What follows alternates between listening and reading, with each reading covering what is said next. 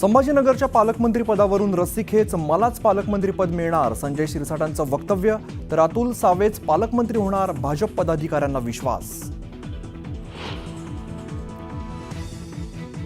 खातेवाटपानंतर पालकमंत्री पदावरून महायुतीत रस्सीखेच सुरू असल्याच्या चर्चा। मात्र महायुतीत कोणताही वाद होणार नाही, सगळे एकत्र बसून चर्चा करू, चंद्रशेखर बावनकुळेंचं वक्तव्य। खातेवाटपावरून काही जण समाधानी आणि काही असमाधानी असणं स्वाभाविक, पण प्रत्येक खात्याला न्याय देण्याचे प्रयत्न करणं महत्त्वाचं, उपमुख्यमंत्री अजित पवारांचं मोठं वक्तव्य। छगन भुजबळांची ओबीसी नेत्यांसोबत बैठक, नेत्यांची भुजबळांच्या समर्थनार्थ घोषणाबाजी, नाराज भुजबळ काय निर्णय घेणार याकडे लक्ष।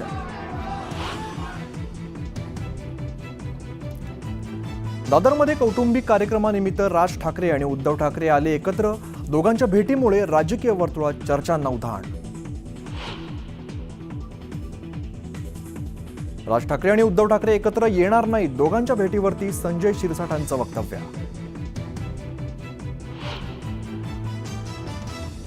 उपमुख्यमंत्री एकनाथ शिंदे दरेगावच्या दौऱ्यावर, खासदार श्रीकांत शिंदेही त्यांच्या सोबत।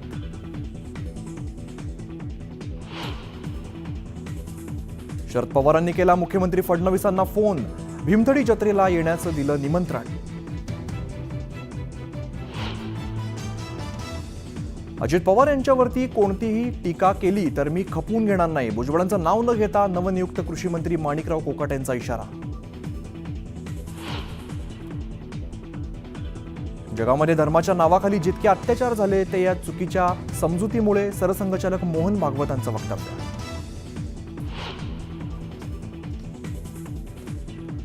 कल्याणमध्ये पुन्हा परप्रांतीयांची दादागिरी, परप्रांतीयांची मराठी कुटुंबाला मारहाण, मुलीशी अश्लील चाळे केल्याचा जाब विचारल्याने मारहाण।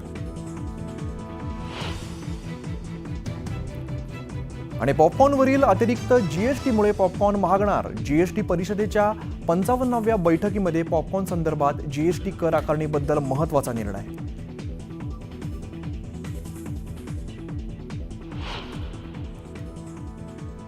नमस्कार, मी अमित गजरे, तुम्ही पाहताय न्यूज 18 लोकमत। एक महत्त्वाची बातमी समोर येते। महायुती सरकारच्या खाते वाटपानंतर आता पालकमंत्री पदावरून महायुती सरकारमध्ये रस्सीखेच होण्याची शक्यता आहे। छत्रपती संभाजीनगरच्या पालकमंत्री पदावरून महायुतीत रस्सीखेच पाहायला मिळते।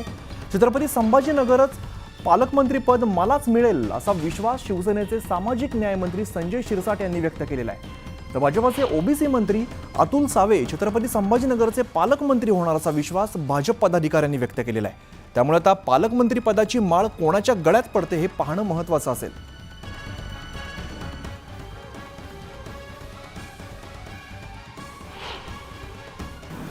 संभाजीनगरचं पालकमंत्रीपद पण आपल्याकडे असणार आहे। किती वेळा उत्तर द्यायचं? संभाजीनगरचं पालकमंत्रीपद हे आमच्याकडेच असणार आहे आणि पालकमंत्री मीच होणार आहे। माझ्याशिवाय दुसरा कोणी मंत्री नाही।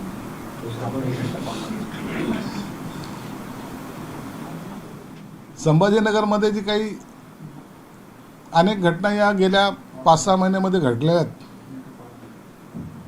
अवैध धंदे असतील, गुंडगिरी असतील आणि जमीन बळकावण्याचे जे काही प्रकार वाढलेले आहेत, या सर्व प्रकारावर आळा घालण्याचं काम माझं राहणार आहे। तर पूर्व आणि मध्य हे निजामाच्या हुकमाखाली चालणारे दोन्ही मतदारसंघ आहे, परंतु निजामाला झोपून तिसऱ्यांदा अतुल सावेचा विजय झाला आणि हे महायुतीच्या लक्षात आलेलं आहे। निजामाला झोपून म्हणजे एमआयएमला, मग निजाम दुसरा कोण आहे? एमआयएम निजामच आहे आणि आमच्या निजामरूपी राजवट जी आहे ती संपवली अतुल सावेंनी। खऱ्या अर्थानं विकासात्मक भूमिका या छत्रपती संभाजीनगर शहराला दिली ती अतुलजी सावे यांनी दिली आणि त्यामुळे निश्चितच आहे की एक मोठी झेप अतुलजी सावेंची राहिलेली आहे आणि त्यामुळं खऱ्या अर्थानं अतुलजी सावे यांना पालकमंत्री देतील असा आमचा पूर्ण विश्वास आहे।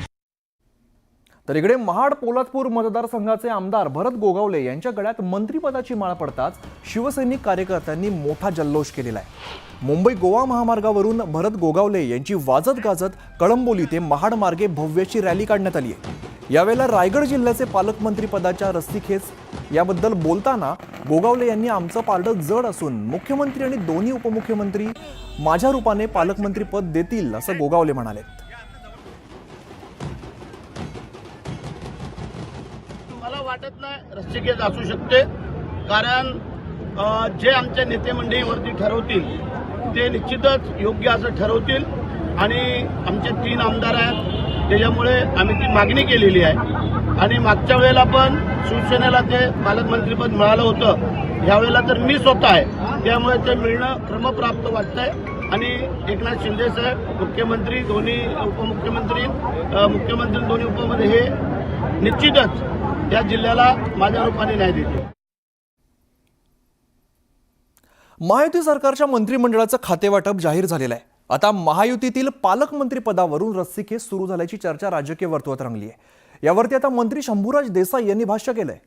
पालकमंत्री पदावरून महायुतीत रस्सीखेच नसल्याचं त्यांनी सांगितलेलं आहे. तर महायुतीत कोणताही वाद होणार नाही, आम्ही सगळे एकत्र बसून चर्चा करू असं वक्तव्य चंद्रशेखर बावनकुळे यांनी केलंय. नाही आहे, कारण आता शेवटी मी सांगितलं महायुतीच्या सरकारमध्ये थोडंसं होत असणार, पण आम्ही आता जसं खाते वाटपाचं आमचा त्या ठिकाणी योग्य पद्धतीने पार पाडलं. आम्ही सर्व समजदार आहोत. एकनाथजी, अजितदादा, माननीय मुख्यमंत्री आम्ही बसू आणि कुठेही पालकमंत्री पदाबद्दल कुठलाही वाद तयार होणार नाही याची काळजी निश्चितपणे आम्ही घेऊ आणि यामधून आपल्याला उत्कृष्ट पद्धतीने पालकमंत्री पदाची वाटप झालं दिसेल. माननीय फडणवीस साहेब, माननीय शिंदे साहेब, माननीय दादा कदाचित 2 दिवसामध्ये मुंबईमध्ये बसतील एकत्र आणि पालकमंत्र्यांचं सुद्धा वाटप होईल. मी एक सांगतो, एवढं मोठं मॅन्डेट, 200 जवळपास 37 आमदारांचं बहुमत, इतकं प्रचंड मॅन्डेट महायुतीला महाराष्ट्रातल्या जनतेला दिलेलं आहे. त्यामुळं आता आमच्या 3 पक्षांमध्ये मंत्रिपदावरनं नव्हती रस्सीखेच, खातेवाटपावरनं नव्हती आणि पालकमंत्री पदावर सुद्धा नाही. इकडे बीड जिल्ह्यामध्ये मुंडे बहीण भावांपैकी पालकमंत्री कोण यावरून आता चर्चा रंगलेली आहे. बीडचे पालकमंत्री म्हणून पंकजा मुंडे यांनी 5 वर्ष तर धनंजय मुंडे यांनी 4.5 वर्ष काम पाहिलेलं आहे. आणि अशामध्येच बीडमधील जनतेला जिल्ह्यातील धुमसत असलेल्या सामाजिक परिस्थितीवरती उत्तर देणारा पालकमंत्री हवा अशी मागणी आता केली जाते.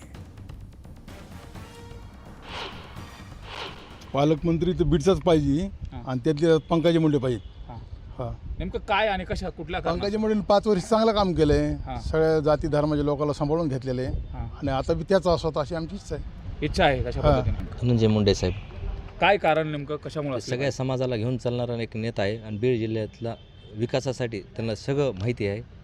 सगळ्या समाजाला घेऊन विकासाच्या माध्यमातून ते चांगलं काम करतात. या मतदारसंघाकरता आदरणीय पालकमंत्री असताना धनंजय मुंडे साहेब यांनी जे आहेत कसा विकास केला आणि हे सगळ्यांसमोर आहे. आणि वंचित असलेला भाग, विशेष अल्पसंख्याकाचा भाग, इथं काहीच विकास गेली 10-15 वर्षात काहीच विकास झाला नव्हता. मंत्रिमंडळाच्या खातेवाटपानंतर मनासारखं खातं न मिळाल्यामुळे नाराजी उफाळून येण्याची शक्यता आहे. आपल्या वाट्याला आलेल्या खात्यावरती काही मंत्री असमाधानी असल्याची कबुली खुद्द उपमुख्यमंत्री अजित पवारांनी दिली आहे.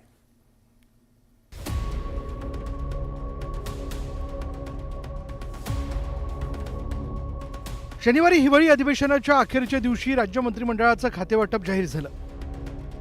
मुख्यमंत्री देवेंद्र फडणवीसांनी खातेवाटप करताना गेल्या वेळेच्या तुलनेत मंत्र्यांच्या खात्यात फेरबदल केल्याचं पाहायला मिळालं. त्यामुळे काही मंत्र्यांचा भ्रमनिरास झाला असण्याची शक्यता नाकारता येत नाही. खातेवाटपात महत्त्वाचं खातं मिळावं असा प्रत्येकाचा प्रयत्न होता, पण मुख्यमंत्री फडणवीसांनी खातेवाटप करताना अनपेक्षित बदल केल्याचं पाहायला मिळालं आणि त्यामुळेच काही जण नाराज असल्याची राजकीय वर्तुळात चर्चा. त्याला खुद्द अजित पवारांनी दुजोरा दिला. संख्या जास्त झाल्यामुळं कॅबिनेटमध्ये प्रत्येकाला एखादं खातं देण्याचा वेळ ही देवेंद्र फडणवीस मुख्यमंत्री म्हणून त्यांच्यावर आलेली आहे. ज्यांना असं वाटतं की आपल्याला चांगलं खातं मिळालं ते समाधानी आहेत, ज्यांना वाटतं की बाबा आम्हाला पाहिजे असं खातं मिळालं नाही ते असमाधानी आहेत, पण हे चालत असतं. शिंदे सरकारमध्ये काही बड्या नेत्यांकडे महत्त्वाची खाती होती, पण यावेळी त्यांच्याच खात्यात मोठा बदल करण्यात आल्याचं पाहायला मिळालं. राधाकृष्ण विखे पाटील आणि गिरीश महाजन या 2 नेत्यांमध्ये जलसंपदा खात्याची वाटणी करण्यात आली. गेल्यावेळी राधाकृष्ण विखे पाटील यांच्याकडे दुसऱ्या क्रमांकाचं खातं समजलं जाणारं महसूल खातं होतं, पण यावेळी त्यांना जलसंपदा खातं देण्यात आलं. त्यामध्ये केवळ गोदावरी आणि कृष्णा खोरे विकास महामंडळाचा समावेश आहे. तर ग्रामविकास खात्याची जबाबदारी सांभाळलेल्या गिरीश महाजनांना जलसंपदा खात्यातील विदर्भ, तापी आणि कोकण विकास महामंडळाची जबाबदारी देण्यात आली आहे. शिवसेनेच्या शंभूराज देसाईंकडे गेल्यावेळी उत्पादन शुल्क सारखं महत्त्वाचं खातं होतं. आता त्यांच्यावर पर्यटन, खाण आणि स्वातंत्र्य सैनिक कल्याण मंत्रालयाची जबाबदारी सोपवण्यात आली आहे. राष्ट्रवादीचे मंत्री धनंजय मुंडेंकडे गेल्यावेळी कृषी खातं होतं, पण यावेळी त्यांना अन्न व नागरी पुरवठा आणि ग्राहक संरक्षण या खात्यावर समाधान मानावं लागलं. यांची आता कौरवासारखी परिस्थिती आहे या सरकारची, आणि हे आपसातच लढून आता यांचं कार्यक्रम संपणार आहे. कारण की मलाईदार जिल्हे, मलाईदार खाते याची ही लढाई लांब चालली. विधानसभेचं हिवाळी अधिवेशनामध्ये साधं मंत्रिमंडळाचा पोर्टफोलिओ सुद्धा मंत्र्याला देऊ शकले नाही. खातेवाटपात कुणाच्या वाट्याला कोणतं मंत्रिपद येणार याविषयी अनेक तर्कवितर्क लावले जात होते, पण मंत्रिमंडळाच्या खातेवाटपावर मुख्यमंत्री फडणवीसांचा वरचष्मा असल्याचं पाहायला मिळालं. शेवटी प्रत्येकाने मिळालेल्या खात्याला न्याय देण्याचा प्रयत्न हा करायचा असतो. त्याच्यातच त्यांच्या कामाची चुणूक ही महाराष्ट्राला पाहायला मिळते. आणि प्रशासनावर त्यांची कशी पकड आहे, काम कसं करतात, लोकांचे प्रश्न कसे सोडवतात, ह्या सगळ्या गोष्टी आपल्या दृष्टीपथामध्ये येतात. त्याच्या खोलात मी जास्त जात नाही. महायुती सरकार स्थापनेनंतर मंत्रिपदावरून नाराजी नाट्य पाहायला मिळालं होतं. आता खाते वाटपानंतर नाराजी नाट्याचा नवा अंक रंगण्याची शक्यता नाकारता येत नाही. Bureau report, news 18 Lokmat. कृषी मंत्री माणिकराव कोकाटे आणि छगन भुजबळ यांच्यात राजकीय संघर्ष वाढण्याची शक्यता आहे.